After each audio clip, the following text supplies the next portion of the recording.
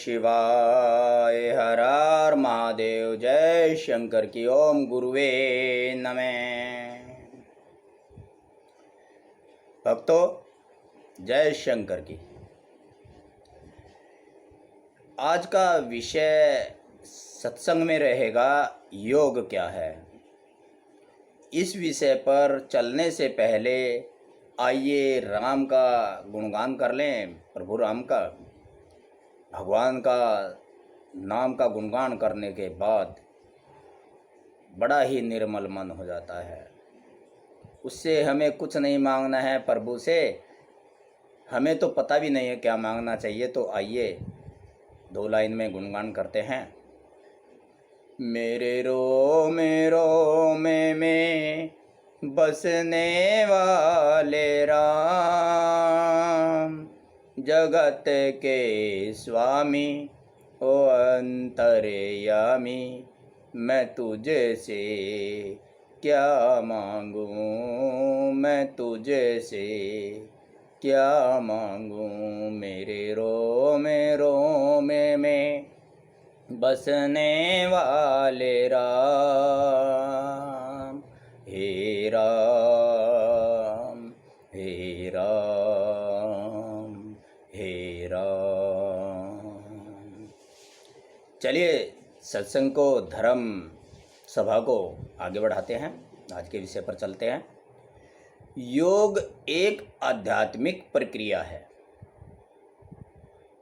जिसमें शरीर और आत्मा अर्थात मन को एक रूप, आत्मा यानी कि मन को शरीर के साथ यानी कि एक रूप शरीर और मन को एक रूप किया जाता है करना।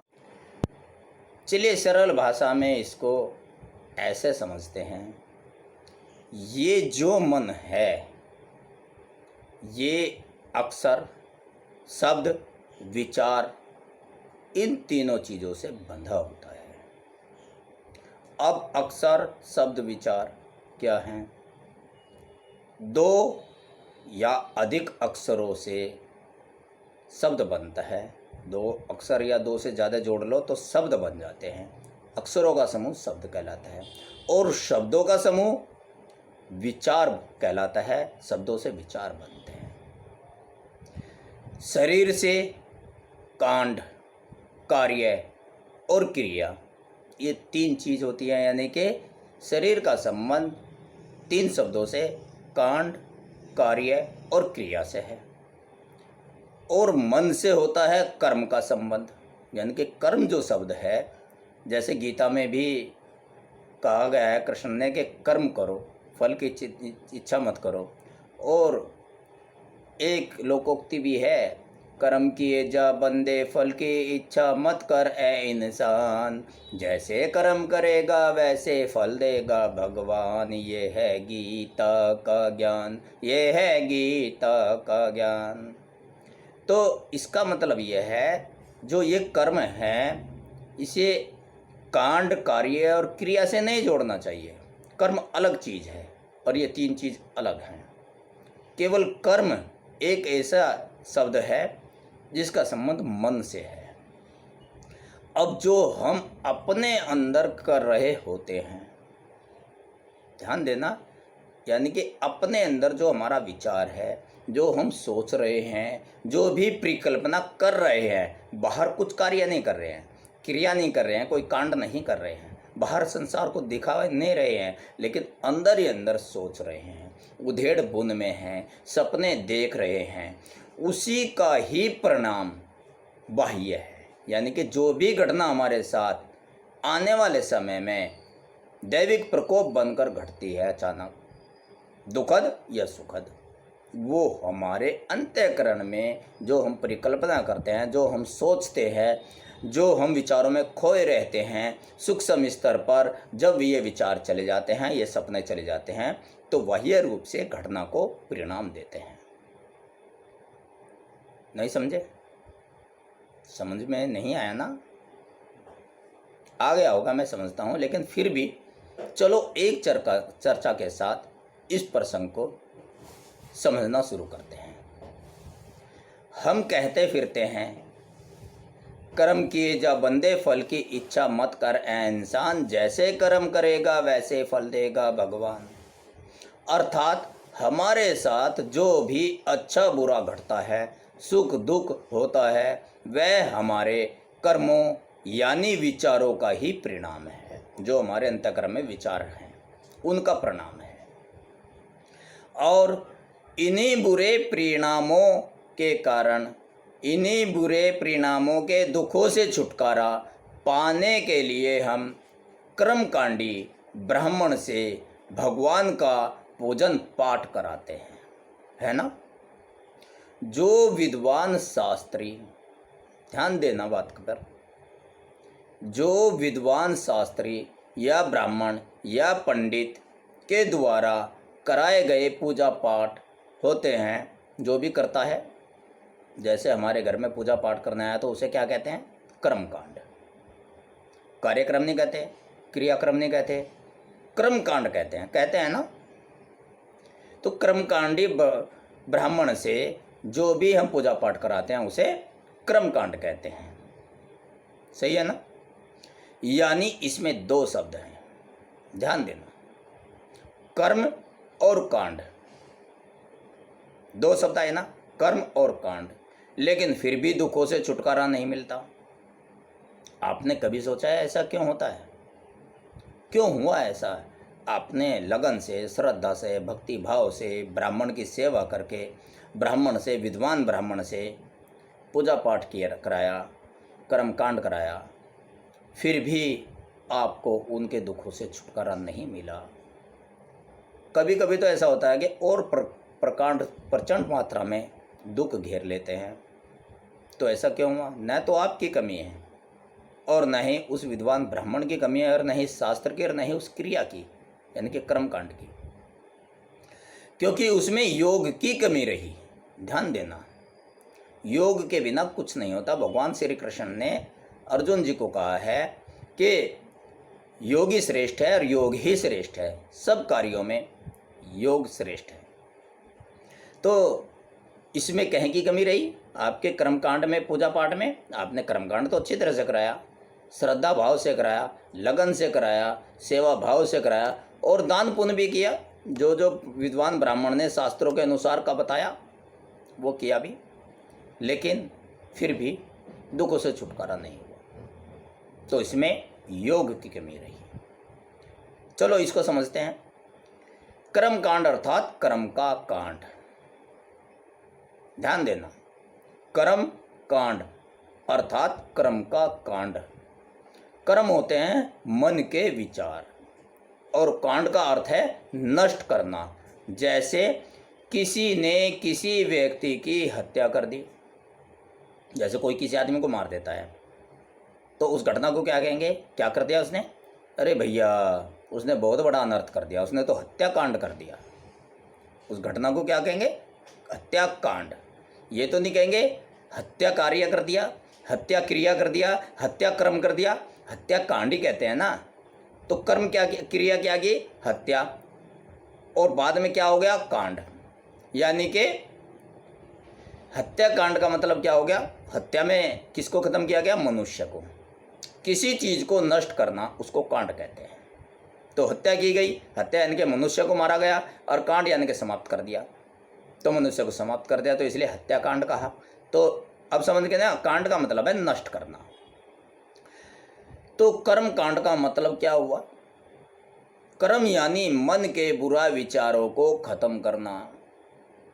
जो हम कर्मकांड करा रहे हैं, पूजा पाठ करा रहे हैं, उसका उद्देश्य दुखों से छुटकारा तो है, लेकिन सूक्ष्म स्तर पर क्या छुटकारा है? अगर बुरे विचार हमारे नष्ट हो गए, बुरे विचारों के फल तो अपने आप ही नष्ट हो जाएंगे, अपने आप ही वो कर्म नष्ट हो गए, कर्म यानी कि बुरे विचार नष्ट हो गए। तो बुरे विचारों को खत्म करना कांड कहलाता है, और कर्म होते हैं विचार, तो कर्म विचारों को खत्म करना है। जिन बुरे विचारों का परिणाम दुख है, उन्हीं बुरे विचारों के कारण हम दुख भोगते हैं। अब कर्मकांडी ब्राह्मण ने पूजा पाठ तो करा दिया, पर मन के परिपक्व विचार मन में चलते रहे। परिपक्व, हमें उनसे बहुत मोह है, उन विचारों से। बचपन से साथ रहते आ रहे हैं तो कहाँ छूटेंगे। बचपन से आदत जो पड़ गई उन विचारों में आनंद लेने की, तो इसलिए परिपक्व हो गए, वो पक गए, अच्छी तरह से पके हुए फल हो गए, तो उनका रस चखने का आनंद आपको आने लगा। उन्हीं का परिणाम दुख है। तो परिपक्व विचार मन से में चलते रहे, तो उस कर्म कांड व पूजा से आपके पुराने कर्म, अब तक के जो पुराने कर्म थे, यानी पुराने मन के विचार तो नष्ट हो गए। ध्यान देना। परंतु आपके मन में जो नए विचार जो अब चल रहे हैं, कर्मकांड कराते टाइम, पूजा पाठ कराते टाइम, नए विचार, नए बुरे कर्मों का निर्माण उस वक्त आपके मन से हो रहे थे। पुराने दुखादि से छुटकारा करने के लिए कर्मकांड करा दिया, लेकिन आगे भी तो आप पन पा रहे हो। निर्मल मन मोहे को भावा, छल कपट छिद्र मोहे नहीं पावा। तो आप जो छल वगैरह धोखे के विचार रख रहे थे, उनको नष्ट करते ना, तभी तो उसको पाते। और जब वो घर में आ जाता, वो आपके संग हो जाता, तो दुखों से छुटकारा अपने आप हो जाता। तो बुरे विचार तो चलते ही रहे, है ना। तो नष्ट इसलिए नहीं हुए क्योंकि आपके जो नए विचार, नए बुरे कर्मों का निर्माण उस वक्त आपके मन से हो रहे थे, वो नए दुखों का कारण बन गए।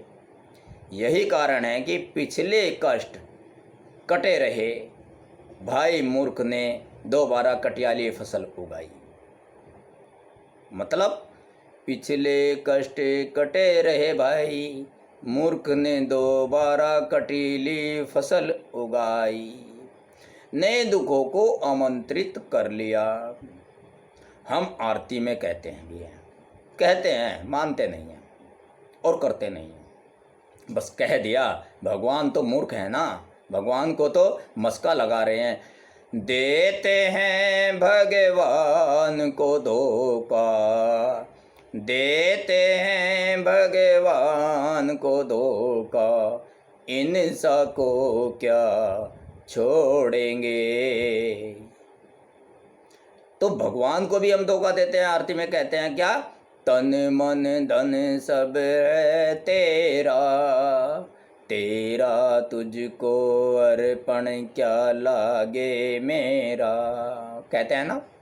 अर्थात विरक्ति मतलब बुरे विचारों से हमेशा के लिए तौबा कर लेना ही, दुखों से आगे छुटकारा पाना है। आरती में हम कहते रहते हैं कि तन मन धन सब तेरा है, मन यानी कि अर्थात बुरे विचार, ये तन भी तेरा, धन भी तेरा, चलो कोई बात नहीं, तन धन रखो लेकिन मन तो उसको दे दो, जो कि योग से ही संभव है। ये किसी पूजा आरती से संभव नहीं है, लेकिन योग से ही संभव है। श्रीमद् भगवत गीता के 6 अध्याय में वासुदेव श्री कृष्ण जी ने अर्जुन को समझाते हुए कहा कि कठोर तप में लीन, ध्यान देना क्या कह रहे हैं वासुदेव कृष्ण जी अर्जुन जी को, कठोर तप में लीन रहने से कोई भी सफलता प्राप्त नहीं कर सकता। जिस प्रकार से वायु रहित स्थान पर रखे दीपक की ज्योति में झिलमिलाहट नहीं होती, किसी कमरे में आप ज्योति रख दो, हवा उसमें ना हो, कहीं हवा का झोंका ना आए, तो वो एक साथ रहती है, झिलमिलाहट नहीं रहती उस ज्योति में, उस दीपक की लो में, ज्योति में। तो इसी तरीके से मनुष्य का भी होता है कारण। ठीक उसी प्रकार साधक को भी अपने मन को स्थिर रखना चाहिए, मन को कंट्रोल करना चाहिए। कंट्रोल क्या करना चाहिए, मन से विचार तो जाते नहीं, विचार शून्य तो होगा नहीं, लेकिन बुरे विचारों से तौबा करके अच्छे विचारों का समावेश करना चाहिए, बुरे विचार उसमें लाने नहीं चाहिए। जब जब मन कहीं भी भटकने लगे, बुरे विचारों में जाने लगे, तब हमें वहाँ से इसे वापस लाकर अर्थात वहाँ से हटाकर, अर्थात बुरे कार्यों से, बुरे कर्मों से, बुरे विचारों से हटाकर निरंतर भगवान में केंद्रित करना चाहिए। इसीलिए हम प्रतिदिन पूजा करते हैं, मंदिर जाते हैं, भगवान का सुमिरन करते हैं, जिससे थोड़ी देर के लिए तो भगवान में ये मन लगे, बुरे विचारों से तौबा रहे, उस समय बुरे विचार दिमाग में ना आए। लेकिन हमारे तो चलते रहते हैं। मंदिर में ओम जय जगदीश हरे करी और दरवाजे पर आके कह दिया उससे मुझे ब्याज के पैसे लेने हैं, उससे गाली गलौज करने लगे। तो ऐसे लगेगी क्या पूजा? तो मन को जब भगवान में लगाओगे और बुरे विचारों से तौबा करोगे, बुरे विचारों को हटा लोगे, इस तरह मनुष्य परम सुख और आनंद को प्राप्त कर लेता है, दुखों से छुटकारा हो जाता है। अब चलिए उत्सव की बात लेते हैं।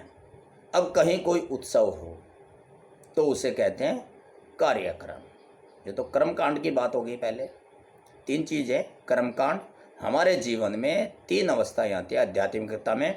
कर्मकांड, जीवन शुरू होने पे कर्मकांड किया जाता है, यानी कि पूजा पाठ की जाती है सनातन धर्म में। फिर आती है कार्यक्रम। सांसारिक प्रोग्रामों में जब उत्सव में जाते हैं तो उसे कार्यक्रम कहते हैं। और जब मरने के बाद जो क्रिया होती है, जो बंधु सगे परिवार वाले करते हैं, उसे क्रियाक्रम कहते हैं, कार्यक्रम नहीं कहते हैं।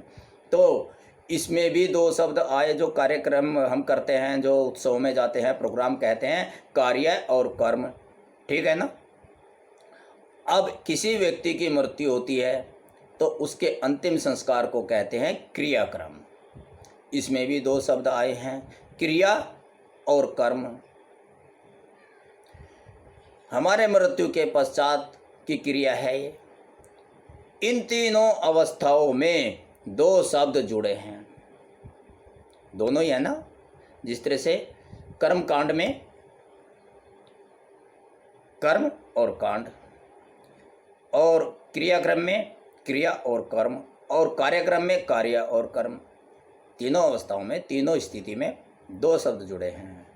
कार्यक्रम जुड़ा है हमारे नित्य दैनिक जीवन से और क्रियाक्रम जुड़ा है हमारे मृत्यु के पश्चात से।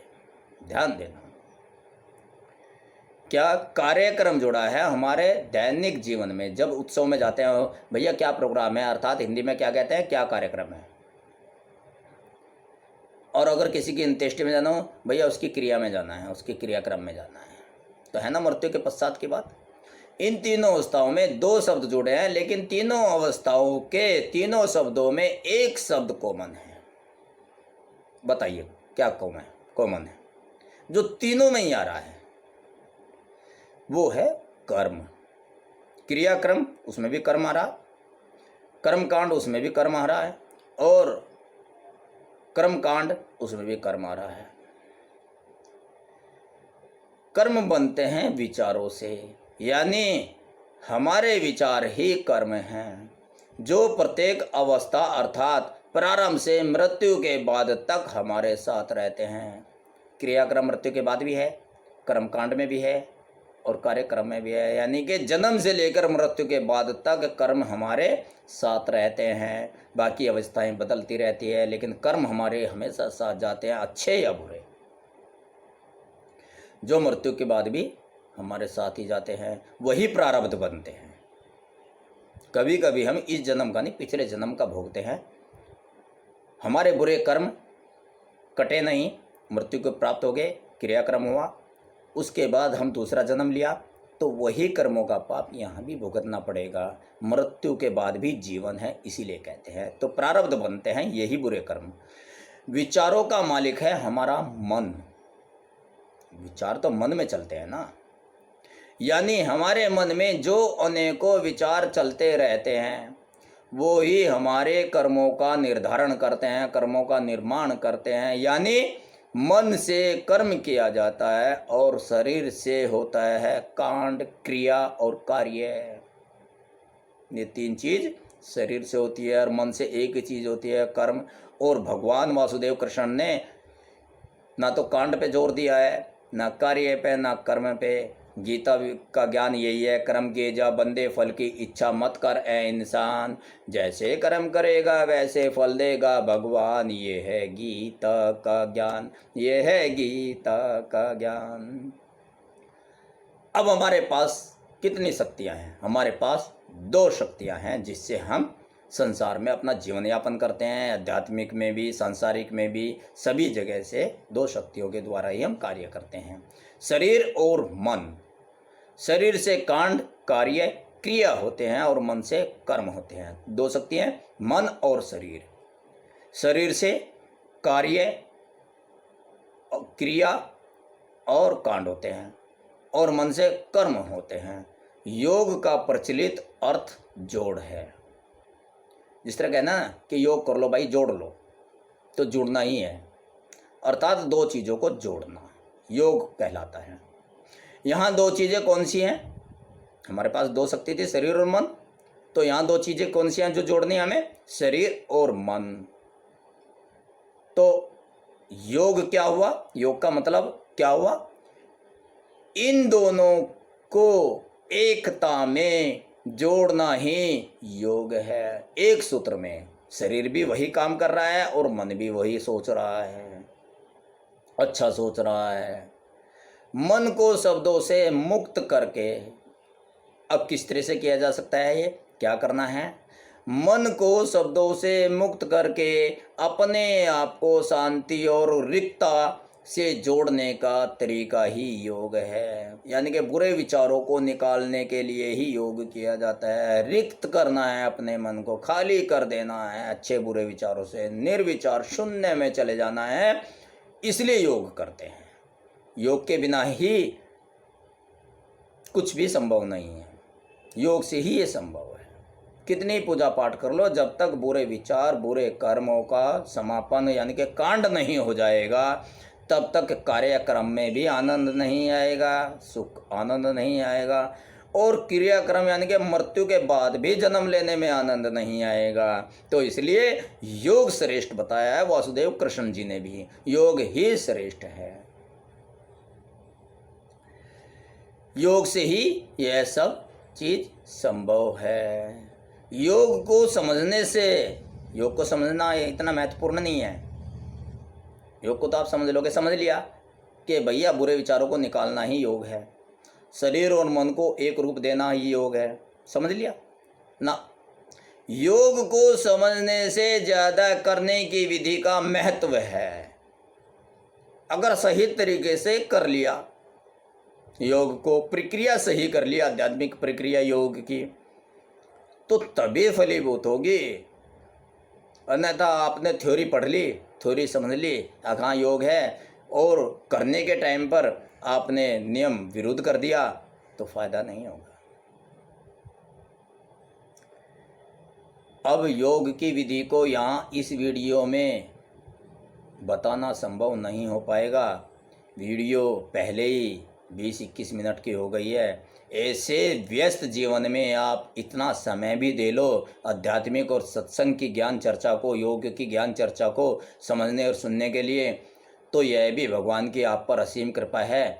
तो वीडियो लंबा हो जाएगा अगर यहाँ योग की विधि बता दी जाए, क्योंकि लंबा होने से आपके जो सांसारिक कार्य हैं उनमें भी विघ्न आएगा। इतना समय निकालने के लिए आप लोगों के लिए आगे योग की विधियों पर अपडेट कर दिया जाएगा। इससे अगली वीडियो जो अपडेट की जाएगी वो योग की विधियों पर कर दी जाएगी। इसलिए यदि आपने अब तक चैनल को सब्सक्राइब नहीं किया है तो सब्सक्राइब ज़रूर कर लें, क्योंकि इस तरह के अपडेट मैं लाता रहता हूँ। शोध पर विचार अपने रखता रहता हूँ, मैं शोध करता रहता हूँ। आपसे कोई अपडेट मिस ना हो, इसलिए सब्सक्राइब कर लें यदि आप उचित समझें। योग साधने से पहले योग के बारे में जानना जरूरी है। योग साधने से पहले योग के बारे में अच्छी तरह से गहनता से, यह दुधारी तलवार है, नुकसान भी कर देती है। यह भावनाओं को संतुलित करने, बस इतना समझ लो कि ये क्या करता है, किस लिए ज़रूरी है। यह भावनाओं को संतुलित करने, जो भावनाएं हमारी अच्छी और बुरी हैं, असंतुलित होंगे ना, कभी अच्छा सोच लेते हैं, कभी बुरा सोच लेते हैं। तो अच्छा ही अच्छा सोचें, अमृत ही अमृत हमारे अंदर हो, विष यानी कि जहर सारा खत्म हो। कौन बीमारी लेना चाहता है, कौन जहर पीना चाहता है, बताओ। सभी अमर होना चाहते हैं, सभी अमृत लेना चाहते हैं। अमर होता है यानी कि जन्म जन्मांतर तक सुख भोगना। यहाँ भी सुख भोगा, अगले जन्म में जिसकी का जन्म हुआ उसकी मृत्यु निश्चित है। अमर कोई नहीं होता, विचार अमर होते हैं। यानी कि सुख अमर होना चाहिए, आनंद अमर होना चाहिए। यहाँ आनंद ले रहे हैं तो अगले जीवन में भी आनंद हमें मिले, अगले जन्म में भी आनंद मिले, तभी तो अमर हुए। भैया हम तो सदा आनंदित रहते हैं हर जन्म में, तो हो गए ना अमर। तो इसलिए योग भावनाओं को संतुलित करने और मन और शरीर को एक सूत्र में बांधे रखने का एक तरीका है। यह आधुनिक जीवन शैली को ठीक रख सकता है, संतुलित रखता है। इस आधुनिक जीवन शैली ने मन और शरीर के संबंधों में सामंजस्य खो दिया है। यानी कि मन कुछ कहता है, आप दान दे रहे हो, दान तो दे रहे हो, नेम प्लेट लगा रहे हो, हाँ मैंने दान दिया। यानी कि मन क्या कह रहा है, दान तो दिया पुण्य के लिए, और मन क्या कह रहा है, मेरा नाम हो। अरे भगवान का नाम हो ना, मेरा क्या नाम, नाम बड़ा भगवान का, गुणगान करूं दिन रात, मेरा क्या नाम है। नाम तो भगवान का होना चाहिए ना। राम नाम का चोला जिसके बदन पर आ गया, भोले बाबा भी उसके दर पर दर्शन देने आ गया। तो बांधे रखने का, भगवान से जोड़े रखने का एक तरीका है सामंजस्य बनाने का। मन और शरीर दोनों अच्छे कार्य करें, मन अच्छा सोचे और शरीर से अच्छा कार्य हो, तो उसका एक तरीका, एक ही सूत्र में बांधे रखने का तरीका है योग। योग आधुनिक जीवन में जीने का, सही जीवन जीने का विज्ञान है। आधुनिक जीवन में सही जीवन जीने का एक विज्ञान है। योग पर संपूर्ण गीता लिखी है। महाभारत में संपूर्ण योग शास्त्र वासुदेव कृष्ण जी ने अर्जुन को बता दिया था।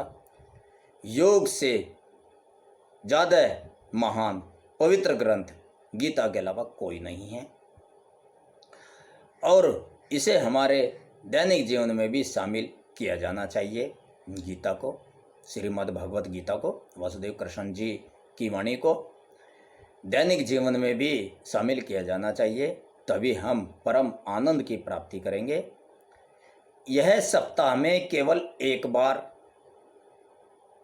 सप्ताह में 2 घंटे कर लेंगे भाई योग, मेडिटेशन 2 घंटे के लिए कर लेंगे, पर्याप्त नहीं है, इतना समय पर्याप्त नहीं है। जीवन 60 साल का और वो केवल हफ्ते में 2 घंटे पर्याप्त नहीं है। एक सामान्य जीवन में योग का अभ्यास किया जा सकता है। योग के अभ्यास से मन, शरीर और आत्मा शांत रहते हैं। मनुष्य तनाव और चिंताओं से मुक्त रहता है। इसलिए योग पर चलिए।